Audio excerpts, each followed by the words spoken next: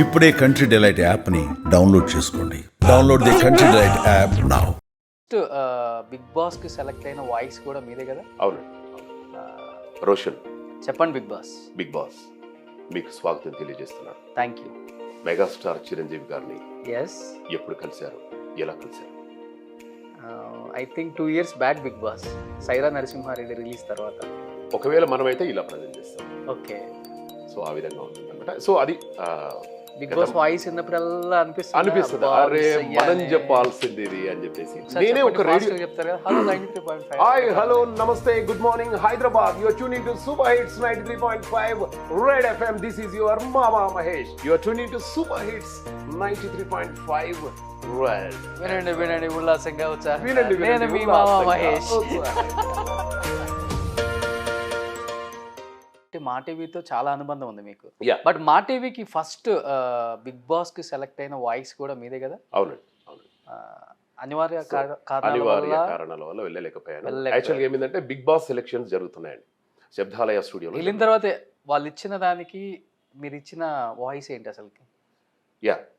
యాక్చువల్గా నేను చెప్తాను ఈ ప్రాసెస్ ఎలా అయిందన్నది. ఇక్కడ హైదరాబాద్లో ఒక 60 మందిని పిలిచారండి బిగ్ బాస్ వాయిస్కి. నాకు లాస్ట్ మినిట్లో తెలిసింది, నా పప్పు అన్న ఉంటాడు అనమాట శబ్దాలయ స్టూడియో. అరే మహేష్ ఒకసారి ఆఫీస్కి రా అంటే స్టూడియోకి వెళ్ళాను. వెళ్ళిన తర్వాత నాకు ఒక స్క్రిప్ట్ ఏదో ఇచ్చారనమాట. ఆ స్క్రిప్ట్లో అండ్ నేనేమనుకున్నట్టే ఎన్నో యాడ్స్ చెప్తుంటాం కదా, ఇది ఒక మామూలు యాడ్ అని చెప్పేసి చెప్పానమాట అక్కడికి వెళ్ళిన తర్వాత. కాకుంటే అక్కడ బిగ్ బాస్ అనే వర్డ్ రానివ్వలే వాళ్ళు. బిగ్ బాస్ అనే వర్డ్ రానిస్తే మనకు తెలుస్తుంది కదా బిగ్ బాస్కి ఇస్తున్నాం అని చెప్పేసి. ఒక చిన్న 4 లైన్లు ఏదో ఇచ్చారు. ఆ 4 లైన్లు, రోషన్ ఇప్పటి వరకు మీరు ఎన్నో ఇంటర్వ్యూస్ చేశారు, ఇందులో మీరు చేసినటువంటి అతి చిన్న ఇంటర్వ్యూ ఏంటో బిగ్ బాస్కి చెప్పండి అని చెప్పేసి వచ్చింది. ఓకే, అది చెప్పాను వాయిస్.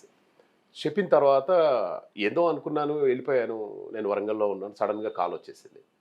వెరీ గుడ్ అండి మహేష్ గారు, ఆండ్రూ అని ఒక అతను ఉన్నాడు అక్కడ, ఆండ్రూ, కంగ్రాచులేషన్స్ అండి మహేష్ గారు, మీ వాయిస్ బిగ్ బాస్కు సెలెక్ట్ అయింది, మీరు హోటల్ గోల్కొండకు వచ్చేయండి అన్నారనమాట. సరే అని చెప్పేసి నేను ఇమీడియట్గా పప్పు అన్న కాల్ చేశాను. అన్నా ఇట్లా బిగ్ బాస్ వాళ్ళు ఏదో కాల్ చేశారన్నా అంటే, వెళ్ళరా మరి అని చెప్పేసి అన్నాడు. వెళ్ళిన తర్వాత మాట్లాడుకున్నాం, అంతా అయిపోయింది. సో మనం ఇంకొక 10 daysలో ఫ్లైట్ ఎక్కాల్సింది. ఆ టైంలో మా ఫాదర్కి స్ట్రోక్ రావడం జరిగిందనమాట. ఓకే, బ్రెయిన్ స్ట్రోక్ వచ్చింది. దాంతో నాకు అసలు ఏం చేయాలో అర్థం కాలేదు. అదే టైంలో రేడియో స్టార్ట్ చేశాను, అదే టైంలో డబ్బింగ్స్, వాయిస్ ఓవర్సు, అదే టైంలో ఒక 7-8 టీవీ ఛానల్స్లో ఫ్రీలాన్స్ వాయిస్ ఓవరు.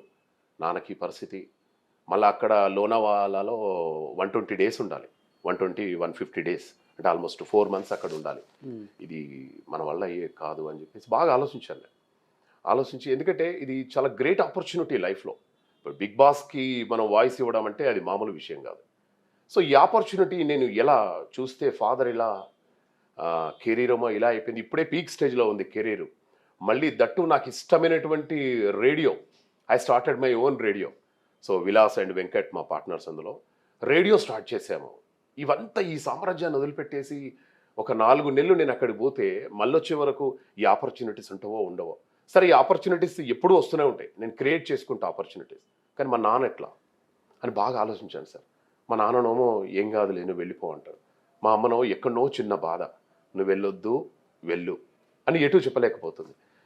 లాస్ట్కి ఏం చేయాలో అర్థం కాక ఐఎమ్ రియల్లీ సారీ అండి, ఎండమూలు వాళ్ళకి చెప్పాను, సార్ నన్ను క్షమించండి, నేను బిగ్ బాస్కి రాలేకపోతున్నాను సార్ అని చెప్పేసి అన్నాను.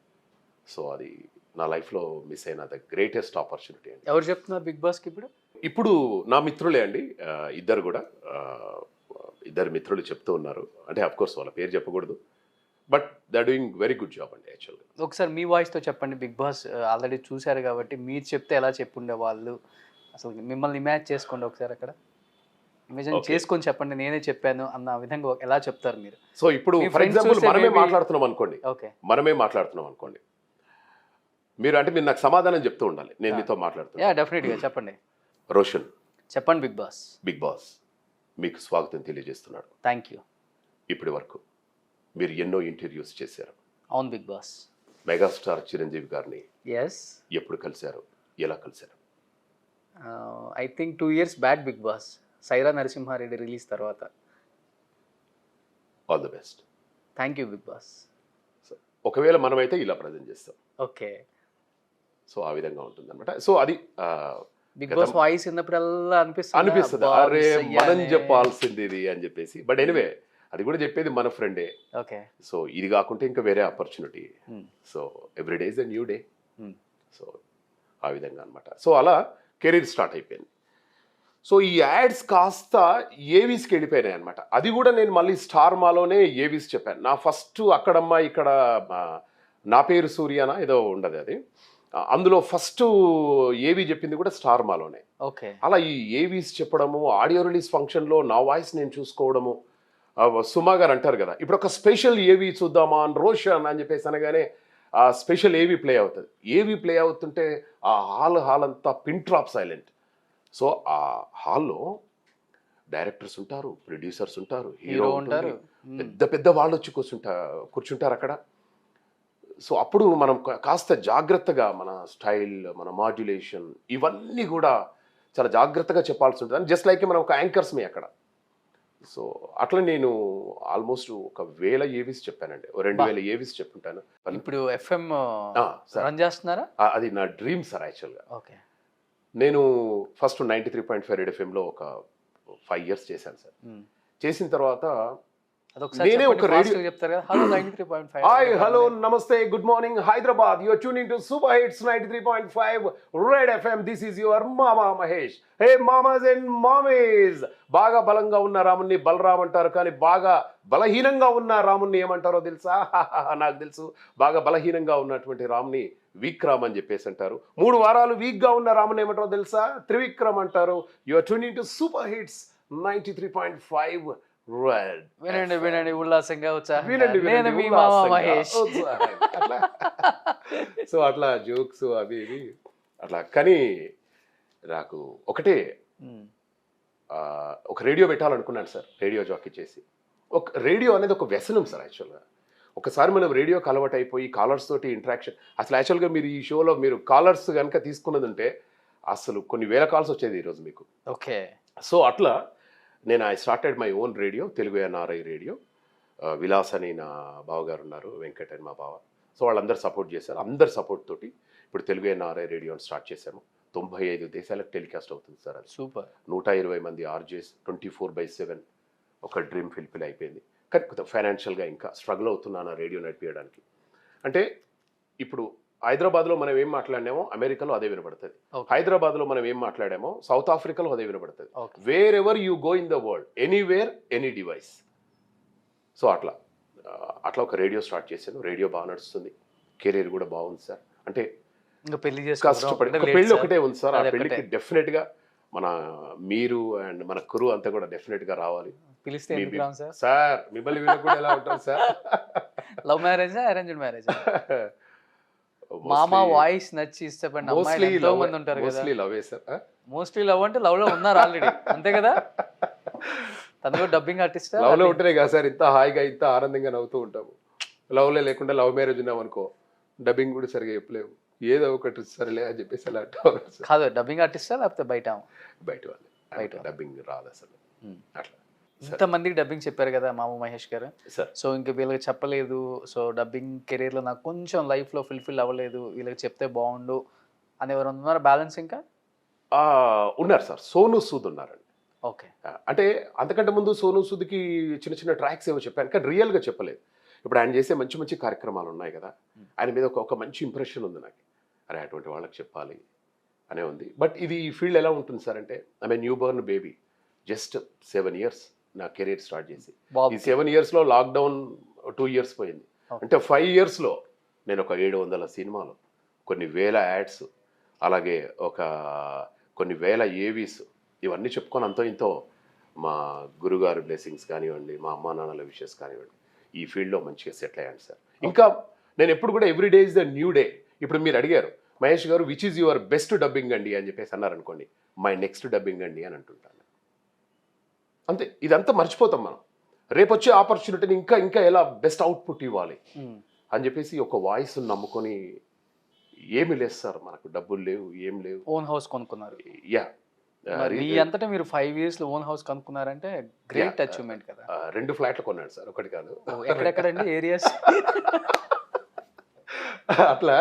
సో అంటే కేవలం ఒక వాయిస్ మీదనే, అంటే దేని మీద మనకు నమ్మకం ఉండాలి సార్. ఫస్ట్ నమ్మకం లేని పని ఏది కూడా చేయకూడదు సార్. వాయిస్ అంటే ఇష్టం, దీని మీద నమ్మకం ఉంది, నేను రాణించగలను అనే ఒక బర్నింగ్ డిజైర్ ఉంది నాలోన. ఇప్పుడు ఇన్ని మూవీస్ చెప్పాను కదా, ఓకే మర్చిపోతాను వీటిని. రేపు ఏం చెప్పాలి, వచ్చిన ఆపర్చునిటీస్ని గ్రాప్ చేసుకుంటూ వెళ్ళిపోవడమే. ఒక్కొక్కసారి వాయిస్ సెలెక్ట్ అవుతుంది ఒక విలన్కి, ఒకటి సెలెక్ట్ కాదు, నో ప్రాబ్లం. బిగ్ బాస్ పోయింది, నో ప్రాబ్లం, రేపు ఇంకేదో ఉంది నా కోసం అని రేపటికి భవిష్యత్తుకి నేను ప్రణాళికలు వేసుకునేవాడిని సార్. గతం నేను ఎప్పుడు పట్టించుకోను, అలా ఏదో ముందుకు సాగుతున్నాను సార్. సూపర్, నిజంగా so happy sir. I'm really so happy today sir. So అంటే లైఫ్లో ఏదో సాధించాలని ఎక్కడి నుంచో వచ్చి 5 ఇయర్స్లో అంటే గ్రాడ్యువల్గా ఇంత మీరు పెరుగుతూ అట్ ది సేమ్ టైం మీ కెరీర్ని కూడా బిల్డ్ చేసుకుంటూ వచ్చారు కదా సార్. చూడండి, డబ్బింగ్ చెప్పి 2 ఫ్లాట్లు కొనేసారు హైదరాబాద్లో. ఇంకొక 5 ఇయర్స్ డబ్బింగ్ చెప్తే బట్ నాకు ఇందులో నాకు చాలా సహకరించారండి. నాకు డబ్బింగ్ ఇన్ఛార్జ్లో నాకు వాయిస్ చెప్పించేవాళ్ళు, పెద్ద పెద్ద మల్టీనేషనల్ కంపెనీస్ వాళ్ళ సపోర్టు, మా అమ్మ నాన్న బ్లెస్సింగ్స్, మా బంధువులు, నా ఫ్రెండ్స్, ఎప్పటికప్పుడు నాకు వాళ్ళందరి కోఆపరేషన్, మీలాంటి వాళ్ళ బ్లెస్సింగ్స్. అంటే ఇప్పటివరకు నేను ఎక్కడ ఇంటర్వ్యూ చేయలేదండి, యాక్చువల్గా చేయాలని నేను కూడా ఎప్పుడు అనిపించలేదు. బట్ ఎందుకో లేకుండే, బట్ ఎందుకో నాకు హ్యాపీ అనిపించేసింది మీ దగ్గర నుండి కాల్ రాగానే. సరే హ్యాపీగా, ఎప్పుడు కనబడలేదు కదా, మనం కూడా కనబడదాం ఒక్కసారి అని చెప్పేసి. సో అది sir. So super sir. So dubbing ఆర్టిస్ట్లకి మీ వాయిసే ఆస్తి, అవునండి, ప్రాపర్టీ, పెద్ద ప్రాపర్టీ ఇదే. సెట్ అంటే ఏమైనా ఉందంటే డబ్బింగ్ ఆర్టిస్ట్లకి. అవునండి అవును. బట్ వాయిస్ను మాత్రం ఇక్కడ నుంచి మిగతాది ఏమన్నా తీసేసుకోండి అండి అన్నట్లుగా ఉంటారు. అంతే. థ్యాంక్ యూ సో మచ్ మామ మహేష్ గారు. Thank you so and much. మీలాంటి డిఫరెంట్ గెస్ట్ని ఆడియన్స్కి చూపించాలన్నదే నా చిన్న తప్పకుండా ప్రయత్నం. ఇట్లాంటివన్నీ చేస్తూ ఉంటాను అప్పుడప్పుడు. And I'm very happy to see you here. And మీ లైఫ్లో ఇంకా మంచి మంచి ఆర్టిస్టులకు డబ్బింగ్ చెప్పాలి, అట్ ది సేమ్ టైం మీకు ఎంతో ఇష్టమైన సోను సూద్ గారికి కూడా డబ్బింగ్ చెప్పాలి. అండ్ నెక్స్ట్ నేను డబ్బింగ్ చేసేటప్పటికి మీరు సోను సూద్ గారికి డబ్ చేసి ఉండాలి. డెఫినెట్గా ఓకే, డెఫినెట్గా మరిన్ని సక్సెస్ స్టోరీస్ తోటి. ఇంతకుముందే చెప్పాను కదా, మీ బెస్ట్ డబ్బింగ్ ఏంటి అంటే మై నెక్స్ట్ డబ్బింగ్ అని చెప్పేసి. డెఫినెట్గా మరిన్ని సక్సెస్ స్టోరీస్ తోటి మళ్ళీ ఒకసారి కలిసే ప్రయత్నం చేస్తాను. అండ్ అలాగే ఈ అవకాశం నాకు ఇచ్చినటువంటి సుమన్ టీవీ, ఇది మన TV. Thank you so much.